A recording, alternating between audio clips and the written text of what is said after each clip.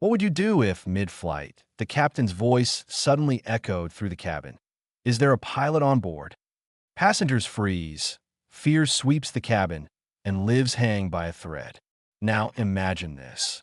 A woman asleep in row 12 suddenly finds herself as the only chance of survival for hundreds of strangers. This is not just a flight story. This is about fate, courage, and the moment when the unlikeliest hero wakes up. And before I take you through this incredible journey, don't forget to subscribe, because the stories we share here will keep you gripping your seat till the very end. It was a late evening flight from Chicago to Seattle. Passengers filed in, stowing their bags, buckling their seatbelts, and settling in for what they thought would be an uneventful trip. The hum of boarding announcements, the squeak of luggage wheels, and the soft voices of flight attendants painted the usual routine picture of travel. Among the passengers sat Emma Hayes, 29 years old, tucked quietly in a seat 12A by the window. To anyone who saw her, she was just another traveler. Messy bun, headphones tucked in her jacket, and a neck pillow already in place. But what no one knew was that Emma had spent years training as a pilot before giving up the skies for a quieter life. Her license had lapsed, her career had shifted, and her flying days were behind her. Or so she thought. By the time the plane lifted off, Emma had already dozed off, lulled by the gentle vibration of the engines. To her, this was just another flight, just another journey across the clouds. But fate had other plans. An hour into the flight, turbulence struck.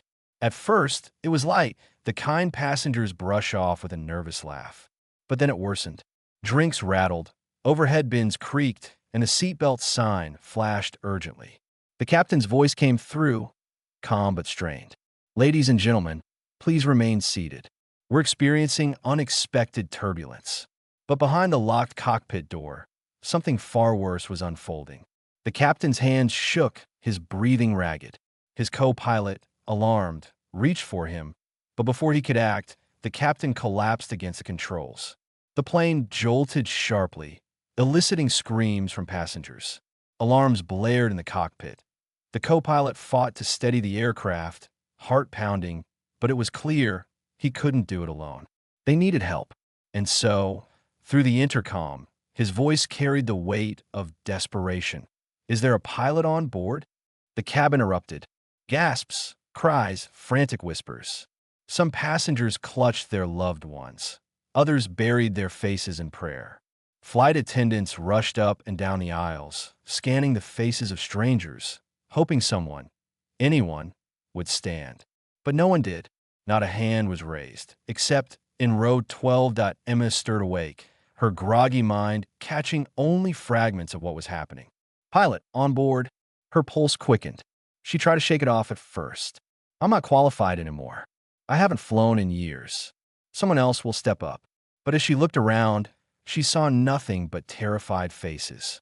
Businessmen clutching briefcases, children crying into their mother's arms, an elderly couple squeezing each other's hands.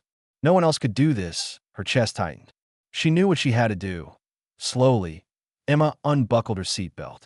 The flight attendants rushed toward her. "Please sit down, ma'am. It's not safe." Emma's voice, though trembling, was steady. "I'm a pilot. Or at least, I used to be." Their eyes widened with hope and fear all at once. "Come with us."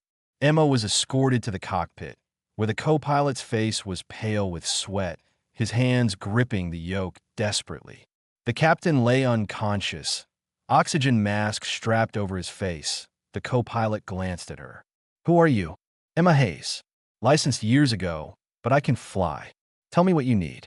"You'll have to help me land this," he said, voice shaking. Emma slid into the captain's seat, her hands hovering over controls she hadn't touched in years. The smell of electronics, the sound of alarms, the feel of the yoke, it all came flooding back. For a moment, she froze. What if I mess this up? What if I kill them all? Then she heard her father's voice in her memory. He had been a pilot too, the one who had taught her everything. "The sky doesn't wait, Emma. Trust yourself, or nobody else will." She gripped the controls. "Let's do this." Air traffic control crackled through the radio. "Flight 726, who's flying?" The co-pilot answered. This is First Officer Ryan Clark. I have an assisting pilot on board. We need emergency clearance immediately. The controller's voice was calm but urgent. Copy, Flight 726. Begin descent pattern. Stay steady. Who's assisting? Emma leaned forward. This is Emma Hayes. I trained and licensed years ago. We'll get this bird down. Silence on the line, then, Roger that, Ms. Hayes. You're in command now. We'll guide you in. The descent began. Emma's hands worked instinctively, adjusting throttle, monitoring altitude, aligning with instructions. But turbulence continued to shake the plane violently, throwing drinks, rattling luggage, and sending terrified passengers gripping their armrests. I in the cabin. Whispers spread. There's someone flying the plane. Who? Some woman from row 12. People leaned into the aisle, praying, hoping, desperate for news. Inside the cockpit, sweat trickled down Emma's face. Her muscles ached from the tension. Every second felt like an eternity. The runway lights came into sight in the distance, glowing faintly through the clouds. She had to line up perfectly. Her mind screamed doubts. What if I miss? What if I stall? What if I can't do it anymore? But Ryan's voice steadied her. You're doing great. Just like training. Trust your hands. She nodded, eyes laser-focused. The wheels lowered with a metallic groan. Flaps adjusted. The descent grew steeper. The ground rushed up at them. Flight 726, you're clear for landing. Came the final call. Emma's grip tightened. The runway aligned. The engines roared. The plane dipped lower, lower. With a bone-rattling thud, the wheels hit asphalt. The plane bounced, skidding slightly off-center. Gasps filled the cabin. But Emma corrected, pulling the aircraft steady, guiding it down the runway until it slowed, and finally rolled to a stop silence. Then thunderous applause from the cabin. Cheers, sobs, shouts of relief. In row 12, Emma's abandoned seat sat empty. But to the passengers, it had become sacred. The place where their miracle had begun. Emergency vehicles swarmed the plane. Medics rushed to the captain. Passengers stumbled out, still trembling, many crying tears of relief. Reporters would later swarm the airport. Headlines would scream. Woman from row 12 saves 200 lives. But Emma slipped away quietly, avoiding cameras. She hadn't done it for glory. She had done it because she couldn't stand by while lives were on the line. For her, flying again wasn't just about skill. It was about rediscovering the courage she thought she had lost. And that's the story of Emma Hayes, the woman who woke up in row 12 and ended the night in the captain's seat. A reminder that heroes often come from the most unexpected places. And sometimes, the bravest thing you can do is raise your hand when no one else will. If this story gave you chills, if it made you believe in the extraordinary power of ordinary people, then don't forget to subscribe right now.